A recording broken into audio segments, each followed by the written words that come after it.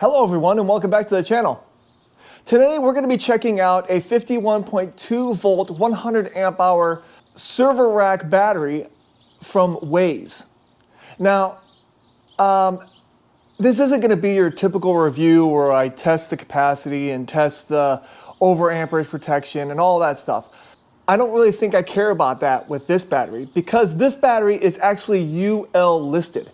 It's UL 1973 listed. So what that means is that the battery pack itself, the entire battery, has already been third-party tested for quality assurance. So honestly, that gives me a huge peace of mind. I feel like I could just pull this battery straight out of this box, connect it up to this hand truck that I have here with a 3500 watt inverter. I'm going to roll this thing out to the back of my yard, and I'm going to use this 15 amp chipper to just start chipping up a bunch of wood.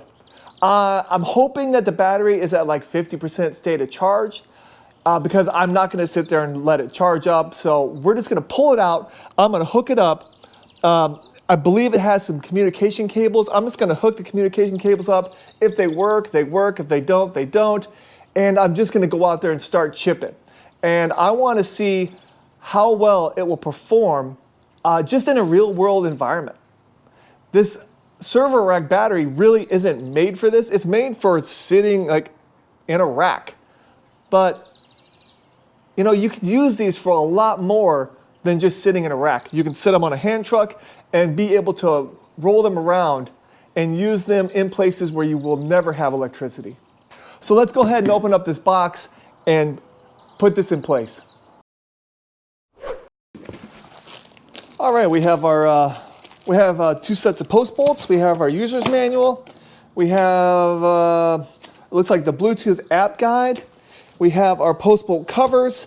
It looks like some cables for paralleling multiple batteries. We have our handles, which we'll need to put on before we put it in. And we have, looks like a short communication cable, which probably won't work for me. And we have a grounding cable. And then underneath that, we have the battery. Now remember, these batteries are not light by any means. I believe this is 103 pounds. So it's not something that you can just, pick up and put like, put somewhere in your garage and like pick it up and put it downstairs and then pick up. You got to have it on something that is meant for substantial weight. So that's why I have this hand truck build right here. So I can actually use these batteries in a mobile environment.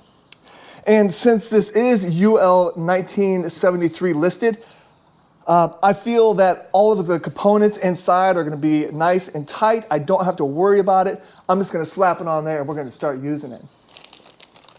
It looks like the screws for the handles are in this baggie with the terminal post bolts. And so I'm going to go ahead and put the handles on and put it on this cart. All right, handles went on nice and easy, just like I expected. Now, before I get this all hooked up, just to show you what's on top, we have our two positives and our two negative connections. We have a 125 amp DC breaker. It's a double pole, which is very nice. I like seeing that. It has our power button.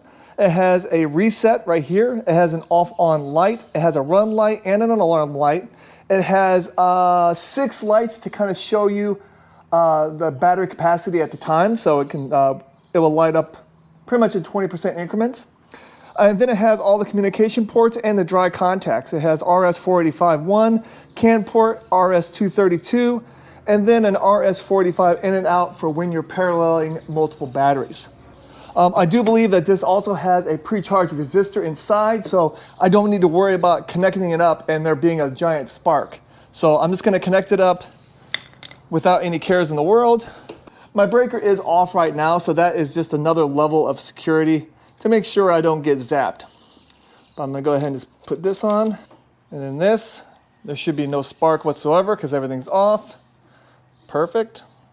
All right, I'm going to go ahead and put the caps on, strap it in so it won't move, and then we'll turn everything on. Since we are going to be using this outside, I definitely want to use these caps just to kind of keep it so a bunch of debris doesn't go everywhere on it. And these caps are nice. They click on nice and easy, and they feel very secure. I like them. Kind of click into place, and they're fully adjustable, so it doesn't matter which way your wires are going in. Very nice. So that way I don't drop anything across these terminals, since we're going to be rolling this thing everywhere. And you know what? This communication that came with it, it looks like it might be the perfect length, so I'm just going to plug it in and see what happens. And I'm going to plug it into the, how about the RS485-1 port? And will it actually communicate with my inverter? I have no idea. If it doesn't, I don't really care. If it does, that's just a huge bonus. If it doesn't communicate, I will try to switch it to the other port. But again, I'm not going to worry too much about it. Now the moment of truth. Let's go ahead and turn the battery on and see if it powers up this inverter. First, we'll switch to the circuit breaker, and then we'll turn on the power button. All right, it looks like it's booting up. All the lights are kind of flashing. And it shows that at about 40% due to the lights. So let's go ahead and turn on our inverter. Inverter's kicking on. It shows 52.7 volts at 120 volts AC output. And there is communication because it does show that the battery is at 30%. And like I said, I would have liked for this to be at around 50%, but I'm just going to roll this thing out there and we're going to start using it until it dies, and then I'll roll it back and we'll charge it up for a little bit using the charger that's built into this EcoWorthy. And then we'll roll it back out there again and start using it some more. I want to get a lot done today. So let's go ahead and, let's go ahead and just roll this thing out. All right, I'm going to go ahead and connect this camera to the cart so you can see exactly how bumpy it is. Here we go.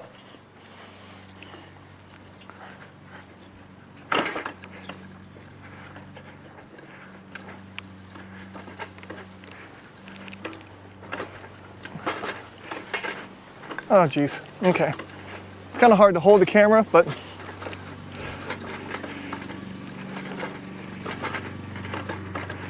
and actually rolling this thing out here is relatively easy. I'm surprised. I thought it was going to be a huge hassle, and I'm kind of going the long way just so you can kind of see that I'm trying to make this as difficult as possible to roll around, but it's actually really easy.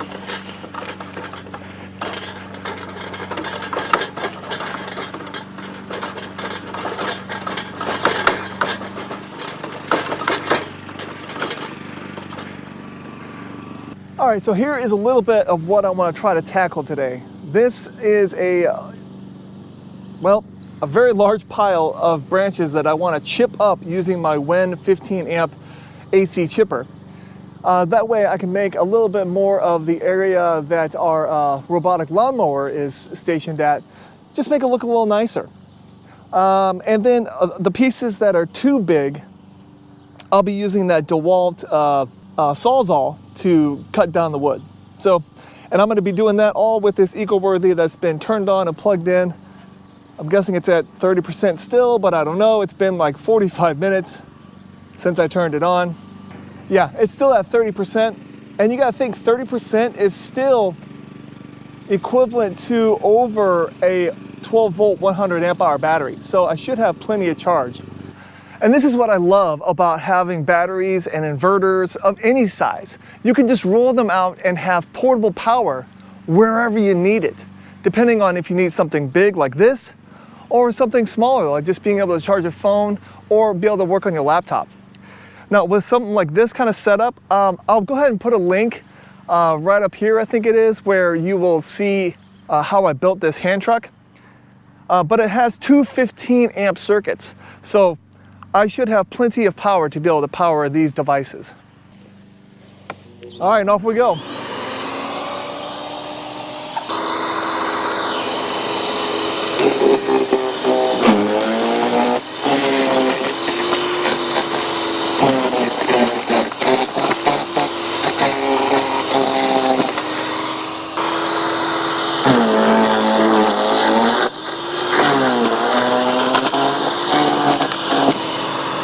Seriously, more than enough power.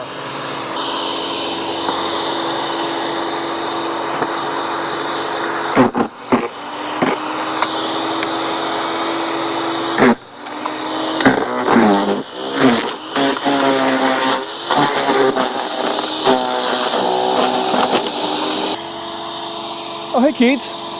Hey, you want to help me? Now, even with this thing running, I can still use this DeWalt Sawzall without any issue whatsoever, because this battery can actually outproduce the power needed for that 3,500 watt inverter. So I have no issue with the amount of power that I want to pull from this system. Dad? Yeah. Sorry, but I don't want to help since this looks like it'll take like 10 hours. It's going to take 10 hours.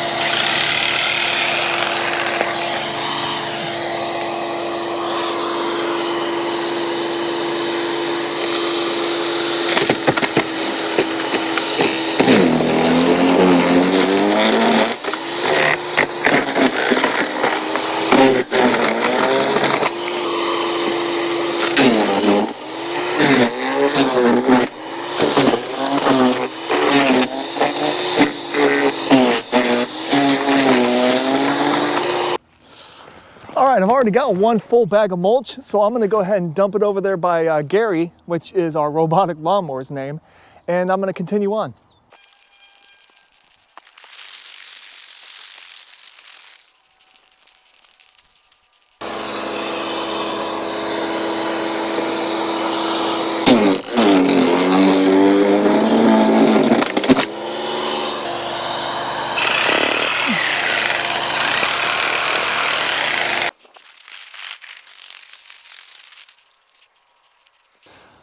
That's already looking so much better.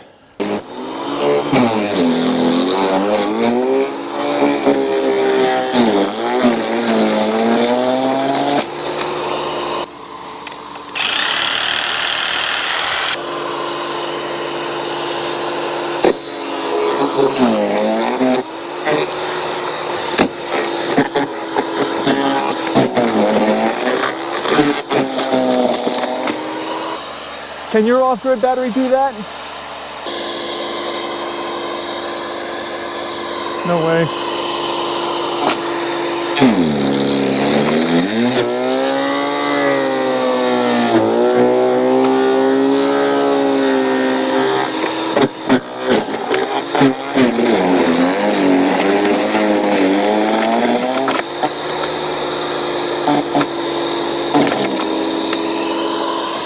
That was awesome. All right, bag number 3 is done.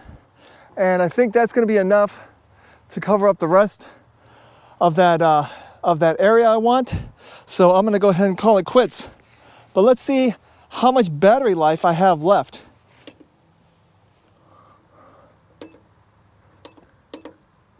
%. There we go, 20%. So I started with 30% and I'm only down 10%. And I started at about 10:30 and it's now almost 11:15. So I've been doing this for 45 minutes and I've only gone down 10%. I mean, and I've made a pretty good sized dent in the pile of brush that I have. And also, I did what I wanted. I chipped up all of that wood and I'm able to put it in that area to make that area look a little nicer. And I did it all while using off-grid equipment. So you really can't beat that.